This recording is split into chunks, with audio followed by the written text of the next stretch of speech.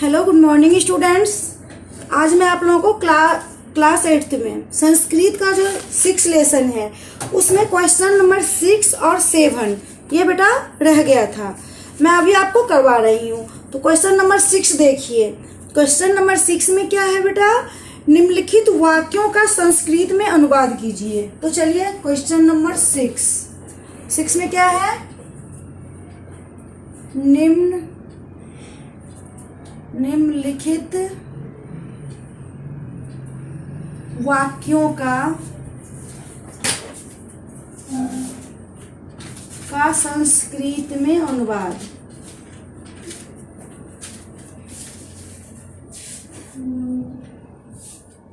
संस्कृत में अनुवाद कीजिए। ओके, तो देखिए पहला नंबर क्या है, पहला नंबर है क में। देखो बेटा क में है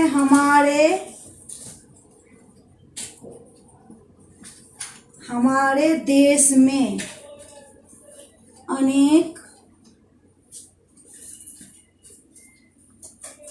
ऋषियों के आश्रम थे।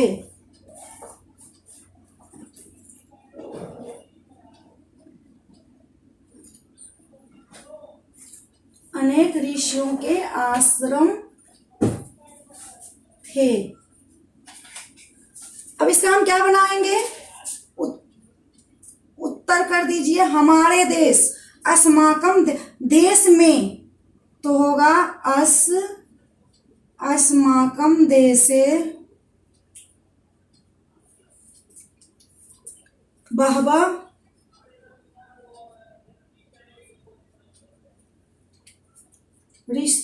ऋषस्य आश्रम आसीत्। या मुनियः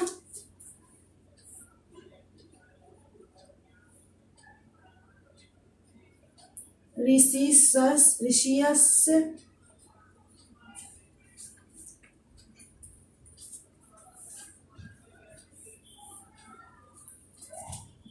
या मुनियः कर दीजिए।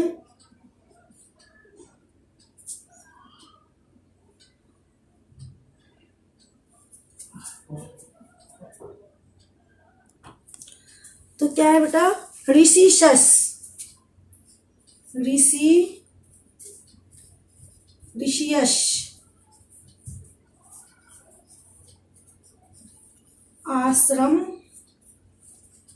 आश्रमः आसीत्।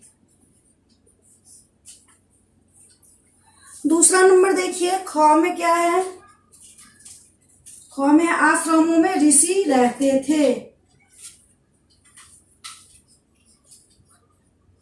आश्रमों में ऋषि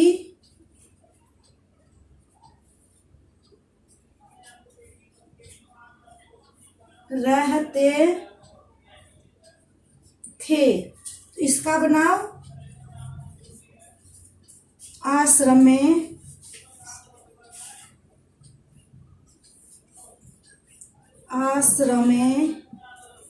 ऋषियः अवसत्।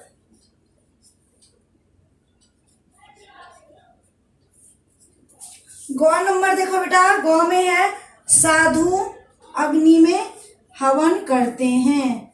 साधु अग्नि में हवन करते थे।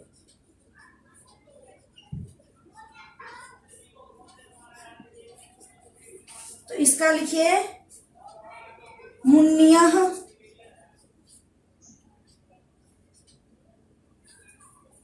अग्नौ हव्यं अच्छिपन्।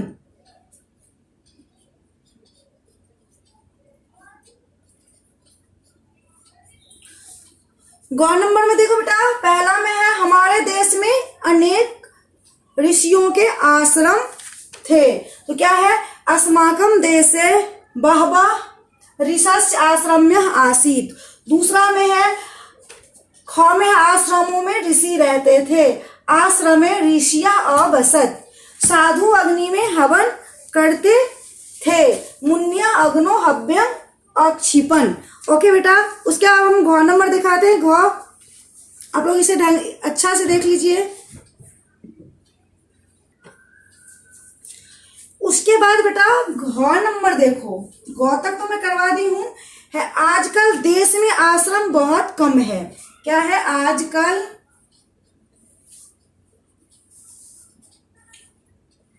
आजकल देश में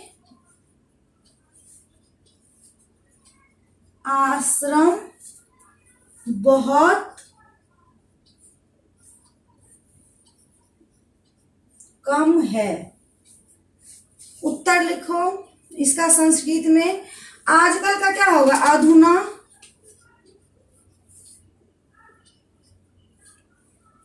देश में, देशे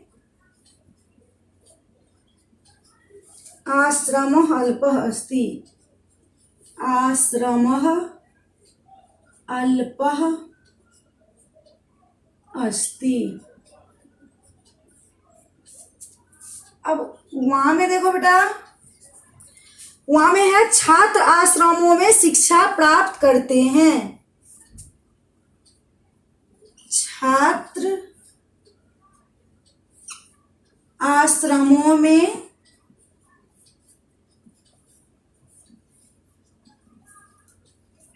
शिक्षा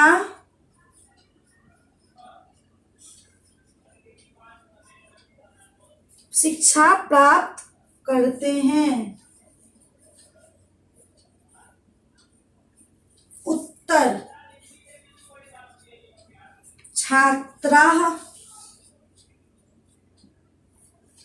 आश्रमस्य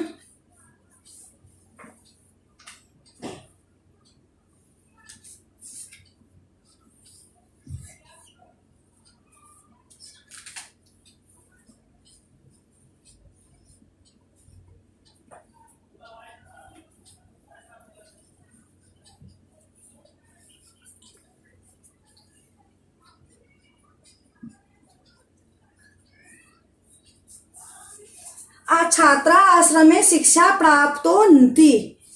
उसके बाद है चौ नंबर। चौ में क्या है? साधु और मुनि। साधु और मुनि हिमालय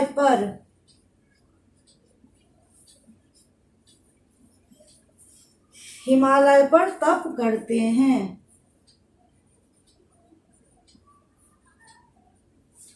इसका लिखिए साधु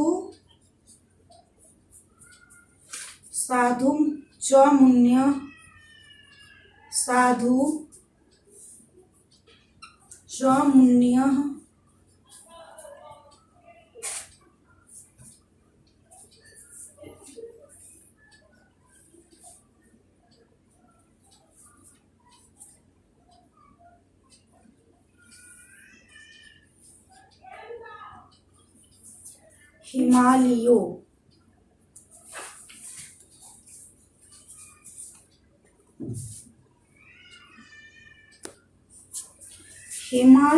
हिमालयो तपः कुरुत। आपका ये जो है संस्कृत का अनुवाद ये समाप्त हो गया बेटा। क्वेश्चन नंबर 7 देखिए। क्वेश्चन नंबर 7 में है प्राचीन काल के आश्रमों के बारे में 5 वाक्य संस्कृत में लिखिए। तो पहले इसे आप लोग देखिए, उसके बाद में नेक्स्ट क्वेश्चन करवा रही हूँ। Question number 7।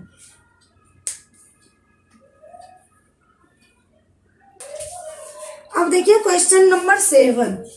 क्वेश्चन नंबर 7 में क्या कह रहा है? आश्रमों के बारे में 5 वाक्य। आश्रमों के बारे में 5 वाक्य। तो चलिए पहला लिखिए।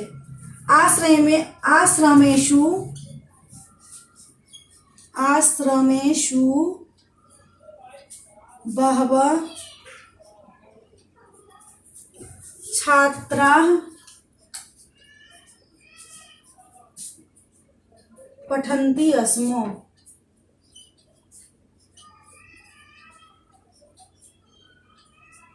क्वेश्चन उसके बाद दूसरा लाइन लिखिए, मुनि आश्रमस्य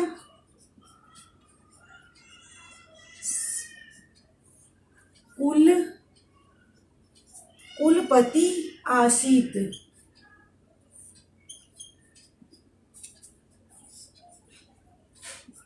तीसरा नंबर लिखिए बेटा, आश्रमस्य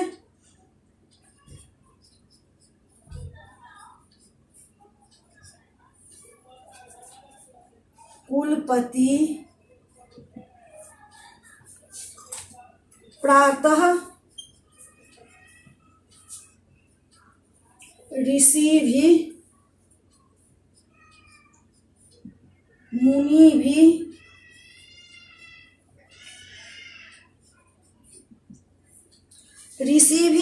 भी च सह अजयत। अजयत मीन्स होता है आना। 4 नंबर देखो बेटा, 4 में है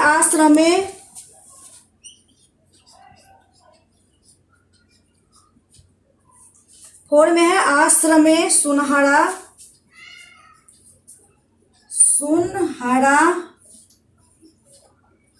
पादपः आसनः।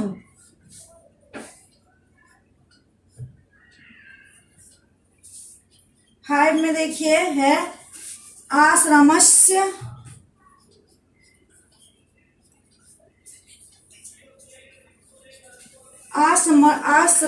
वातावरणं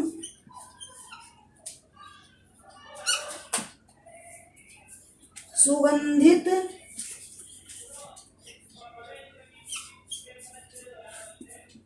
शांतिपूर्ण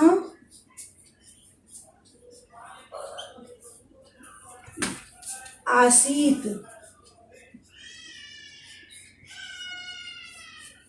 अब देखो बेटा, मैं आपको इसको समझा रही हूं। कह रहा है आश्रम के बारे में 5 वाक्य लिखने के लिए।